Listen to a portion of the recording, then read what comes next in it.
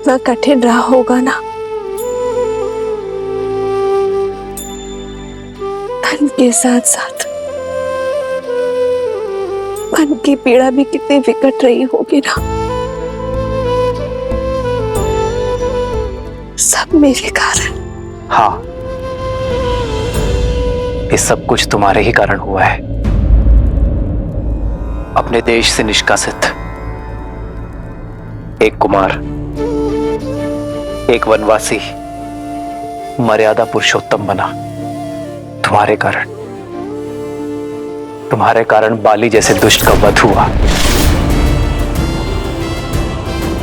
तुम्हारे कारण सागर पर सेतु बनाने का असंभव लक्ष्य सिद्ध हुआ। संसार में मर्यादा की स्थापना हुई, पाप का अंत हुआ।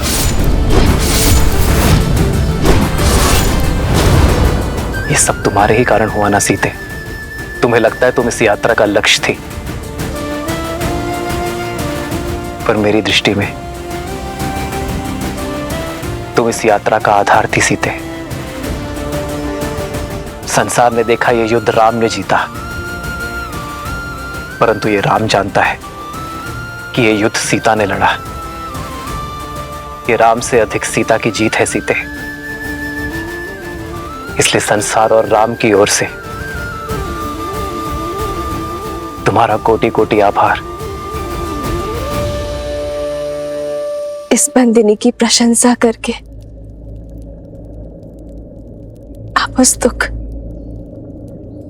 उस कठिन पथ की यात्रा मेरे मन से नहीं भुला सकते आर्य। बस एक इच्छा है, लंका तक आपके पहुंचने की यात्रा यदि देखने का सौभाग्य मिल जाता तो ये सीता तर जाती, संसार का सबसे सुंदर तीर्थ कर जाती। यदि कभी अवसर मिले तो अपनी जीवन संगिनी को अपने जीवन के साथ कठिन मार्ग भी दिखाइएगा। सीता की इच्छा तो राम के लिए प्रकृति का आदेश है। जन्मभूमि जाने से पूर्व हम दोनों कर्म यात्रा का मार्ग एक साथ फिर से देखेंगे। सीता, इसमें इच्छा पूर्ति तुम्हारी है, किंतु स्वार्थ मेरा है। रघुकुल सदा अपने सहायकों का आभार मानता है। मुझे इस यात्रा में अपने सहायकों को धन्यवाद कहने का अवसर मिलेगा। चलो सीता, चले इस यात्रा पर। तब तक हनुमान हमारा संदेश लेकर अयोध्या पहुंच जाएगा।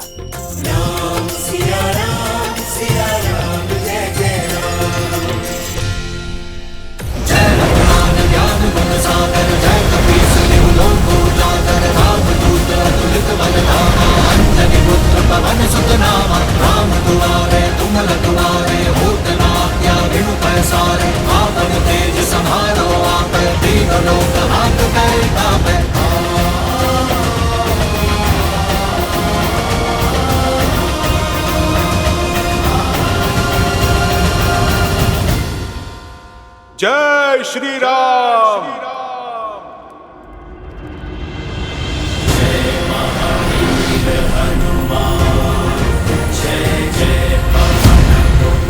हनुमान अवश्य ही भैया का संदेश लाए होंगे। भैया भरत को हनुमान का प्रणाम। हनुमान,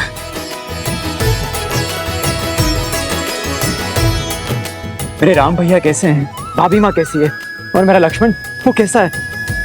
ठीक है ना? उसका घाव भरा ना? उनका घाव भी भरा और पाप से आहत धरा का भी। भरत भैया और अब शीघ्र ही अयोध्या के घाव भरने वाले हैं। प्रभु श्री राम की विजय के साथ लंका में अधर्म का सूरज अस्त हो चुका है। प्रभु श्री राम, माता सीता और लक्ष्मण भैया शीघ्र ही अपने आगमन से इस धरा को पावन करेंगे। मेरे राम भैया वो आ रहे हैं, सच में वो आ रहे हैं। जी भैया, अयोध्या के प्राण लौट रहे हैं।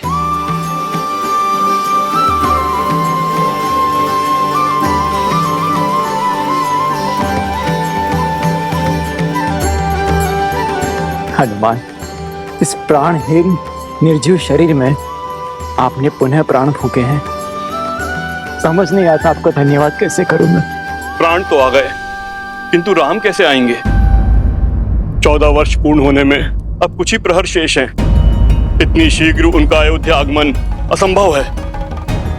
यदि राम समय पर अयोध्या न पधारे तो ये सुख की नगरी दुख के सागर में डूब जाएगी। आज की ये अमावस्या की रात्रि सदा सदा के लिए रघुकुल के सूर्य को निकल जाएगी। ऐसा क्या हुआ है महर्षि? देखना चाहोगे हनुमान? भरत भैया, आप मुझे आज्ञा दीजिए, मैं राज्य और प्रजा की स्थिति भांप के आता हूं। जय श्री राम।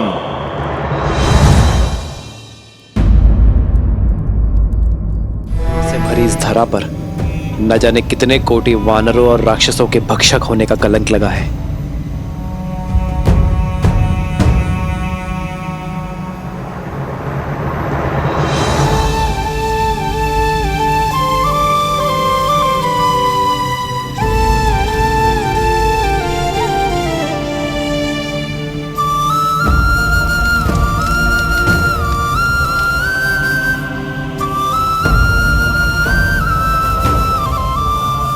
शांति से पूर्व भवंडर आता ही है आर्य। आज जिस स्थान ने युद्ध का कोप भोगा है,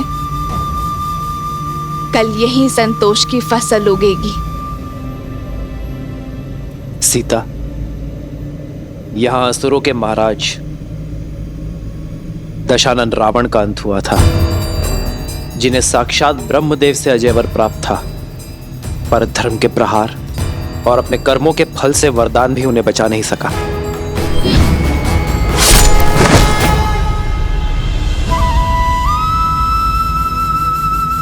रावण के अंत के साथ लंका के अधर्म और अशांति का भी अंत हुआ है।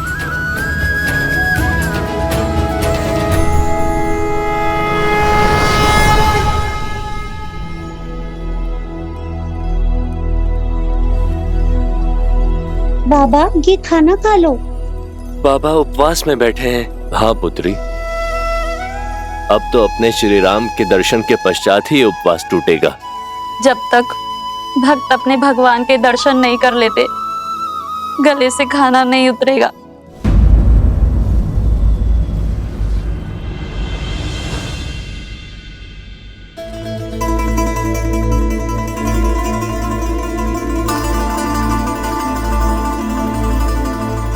इतनी व्याकुल क्यों है दीदी? तुम नहीं हो सुमित्रा, तुमने भी अपने आंख के तारों को कहां देखा है? 14 वर्ष तो जैसे तैसे बीत गए, पर अब ये अंतिम घड़ियां नहीं बीत रही। अब तक प्रतिदिन संध्या को सूर्यास्त होता था तो मन में एक आशा की लौ पड़ जाती थी कि हमारे पुत्रों का एक दिन और कम हुआ वनवास का। और आज ये अंतिम रात्रि, सूर्यास्त के साथ वनवास की अंतिम घड़ियां भी समाप्त हो जाएंगी, किंतु एक मां की व्याकुलता बढ़ती ही जा रही है। संतान की चिंता तन मन को कचोटती जा रही। लेकिन दीदी, आप ये क्यों भूल जाती हैं कि आपका पुत्र राम है, जिसके शब्द कभी झूठे नहीं हो सकते। रघुकुल का तेज, सूर्यवंश का स्वरूप है हमारा राम। धर्म से कभी विमुख नहीं हो सकता, और माँ को दिए हुए वचन से तो उसे महादेव भी नहीं डिगा सकते। जानती हूं, पर क्या करूं सुमित्रा, मां हूं ना। विश्वास जितना सुधीर है, हृदय उतना ही भंगुर। तो जोड़िए अपने भंगुर मन को और फिर उठिए। प्रतीक्षा के आंगन में स्वागत के दीपक जलाने का समय आ गया है दीदी।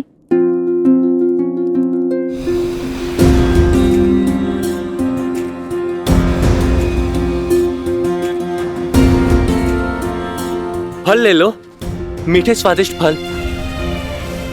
प्रेम की हर पराकाष्ठा पार की है अयोध्या वासियों ने,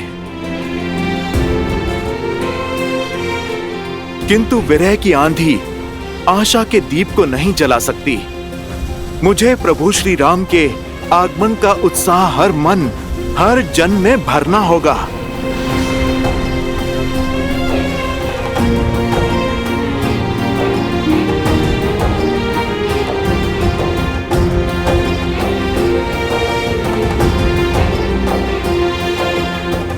जब प्रजा इतनी उदास है तो प्रभु का परिवार कितना व्याकुल होगा। माताओं पे क्या बीत रही होगी।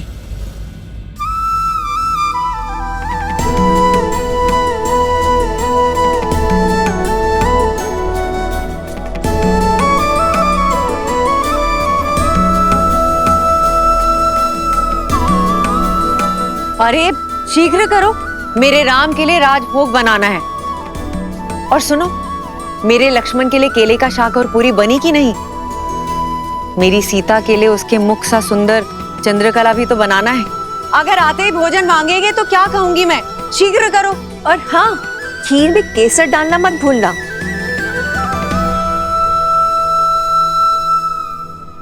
वरना कहेगा खीर मेरी केकई माँ ने नहीं बनाई। रुक क्यों गई? आंखें नम हुई तो राम कहेगा उसके स्वागत में उसकी माताओं ने केवल आंसुओं से सजाए रखा। और स्मरण तो है ना, गुरुकुल से लौटे या विवाह करके आते ही बस केकई दीदी के हाथों का भोजन चाहिए उसे। वो दिन और थे सुमित्रा, ये दिन और है।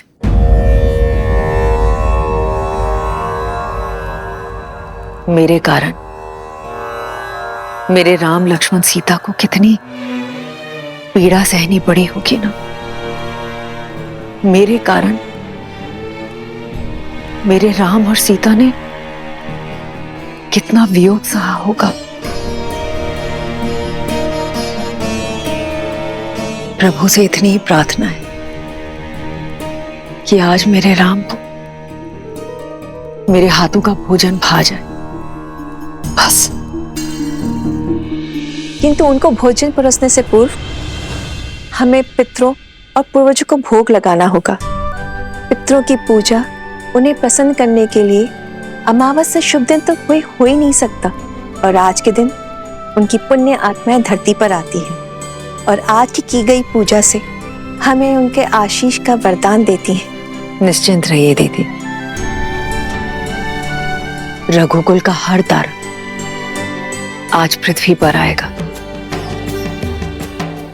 मेरे राम को, अयोध्या के नए राजा को आशीष देने, आशीर्वाद देने।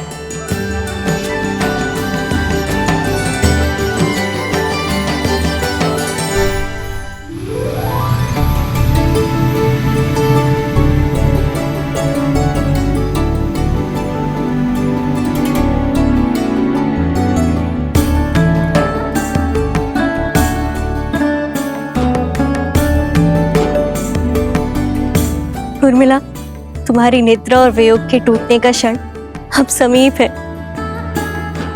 14 वर्ष तक मैं आपकी नींद लेती रहूंगी, ताकि आप 14 वर्ष तक बिना सोए अपना धर्म निभा सके। अब समय आ गया है दीदी कि आपकी सारी तपस्या, आपके कष्ट और आपके त्याग दूर हो। जब आप अपने नेत्र खोलेंगी तब आपके साथ आपका सारा संसार झूम उठेगा।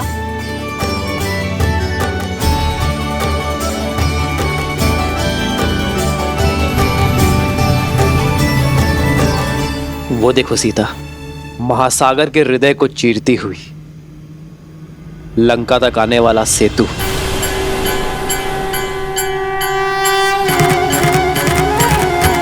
प्रतीक है मेरे हृदय को चीरती हुई हर वो पुकार का जो मैंने तुम्हें दी वैसे तो इसे नल नील, हनुमान और मेरे वानर वीरों ने बनाया है,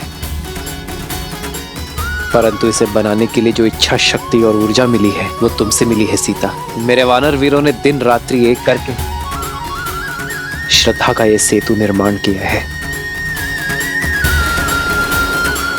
यहां लगा प्रत्येक पाषाण, प्रत्येक श्वेत की बूंद अपने अंदर आशा की किरण और विजय की आस लिए हुए थी। ये सेतु परिश्रम, परीक्षा और हमारी एकता का प्रतीक है।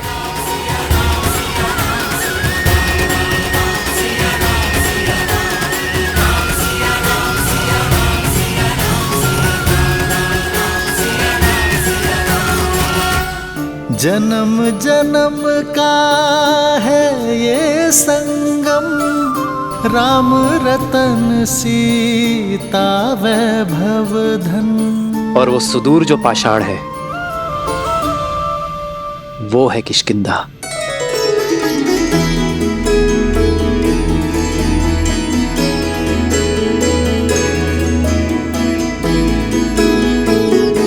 यहीं पर मेरे मित्र वानर राज सुग्रीव और बाली के बीच युद्ध हुआ था सीते। लक्ष्य की प्राप्ति का मार्ग सिद्ध हुआ था। एक नारी का असम्मान करने वाले के प्रति प्रतिहार यहीं से आरंभ हुआ था सीते।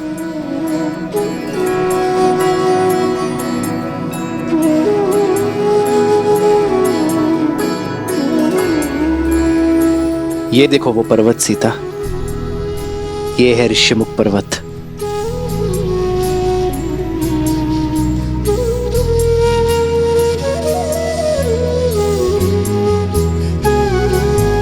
यहीं पर हनुमान, सुग्रीव और मेरे अन्य वानर वीरों के साथ प्रेम और भक्ति का बंधन जुड़ा था।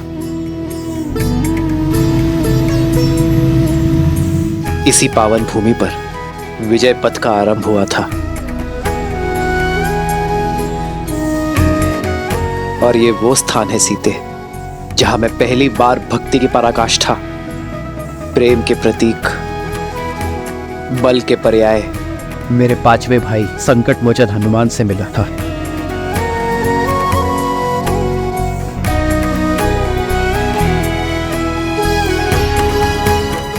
ये सभी स्थान हमारी परीक्षा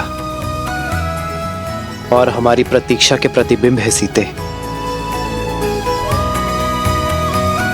हमारा हर आगे और पीछे बढ़ता पग, हर निराशा, हर संग्राम के चिन्ह है यहाँ। और आज मैं इन सभी से विदा लेकर अपने आधार, अपनी पत्नी, अपनी सीता के साथ मातृभूमि अयोध्या लौट रहा हूं।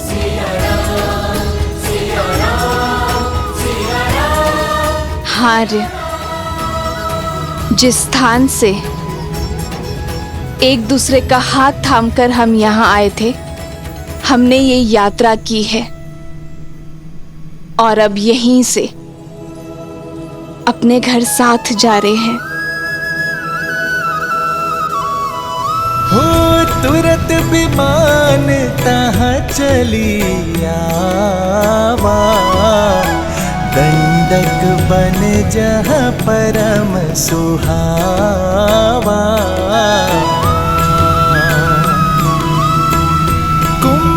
जाति मुनि नायक नाना, गए रामों सबके स्थाना। सकल ऋषि ने सन पाई असीसा, चित्रकूट आए जगदीसा।